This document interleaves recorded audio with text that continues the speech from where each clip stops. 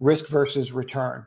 This is really simple stuff. This is just the simplest way to do it. And I'll walk you through it. If you're looking at something like Microsoft, right? And I'll go out there on these day trades. And if you don't do day trades, don't do day. Doesn't matter. But what you're trying to do is you're trying to get up and in on your day trade. And the money, especially if you're new, you do it this way. So let's say you like Microsoft and you know this is your support level and you're watching the 6th and you're watching this day and you're watching this all unfold and you're rallying up and then you retest and you hold and you're like, wow, we're holding that level. And so you come here and you go, I'm going to buy this and I'm going to use that as my stop, right? So I'm going to buy this break, we're going to say. All you're trying to do is get up and in the trade and not lose money. That's your first goal. Your goal is not, I'm going to make all this money.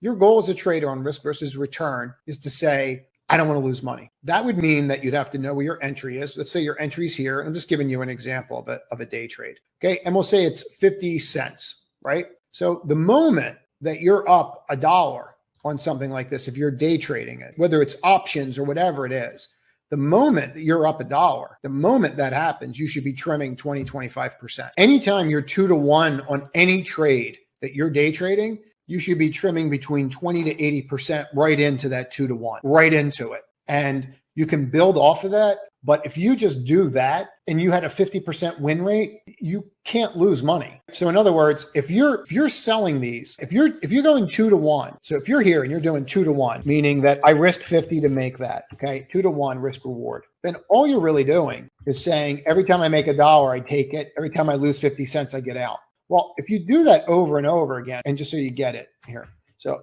$1 gain, 50-cent loss. What this does is I can lose twice on every single trade to every time I'm right. So at a 33% win rate, I'm break even at 2 to 1. I could be wrong 60% of the time. In the worst cases, I break even if I follow this strategy. Now, what I'm suggesting is scaling out about when you're up $1 or whatever that 2 to 1 is, and then you leave a runner. And that runner is 20 to 80% of the position. And then you decide where you're going to work it off. And I would tell you that you're constantly looking at return, but the market doesn't know where you own the stock. And the market could really care less where you're in the stock. Instead of taking the rest of it and assigning an RR to it, you take a percentage, assign RR to it so that you can protect your capital. And then because you're more worried, because like when you're down in something, or when you're enter something and the risk is on, you want to reduce the risk. So if you go here and you reduce, let's say 50% at 2 to 1, if you got stopped out, you're fine. You actually still make money. You say, all right, so if I sell a third at 2 to 1 and then it comes back down, I break even. So I'll sell, around the third to break even. And then what you want to do is just use some type of system, whether that system is going to be a trend line and go, okay, I broke that trend line, I'm out of the rest of the trade. Whether that, a 9 EMA, it doesn't really matter. What you're using there, it's pretty irrelevant.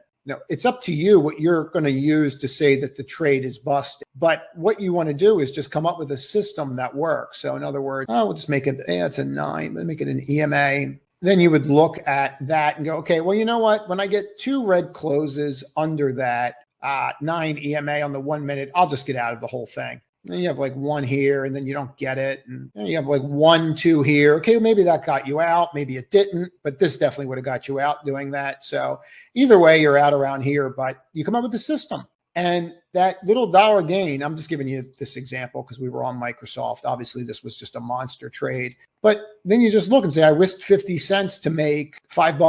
All right, so you're at 10 to 1 on the rest of this. I mean, that completely skews your risk versus return. Do something like that, 20%, 80% to 80% on the first portion of it, and then decide what your exit strategy is on your other trades. A lot of people that day trade options that I know, they just use the 9 and they use 2 1-minute closes in the opposite direction of the 9, meaning if it two red closes, that's it. Boom, they're out of the option. 2 green closes, if they're short, boom, they're out of the option. So I hope that helps.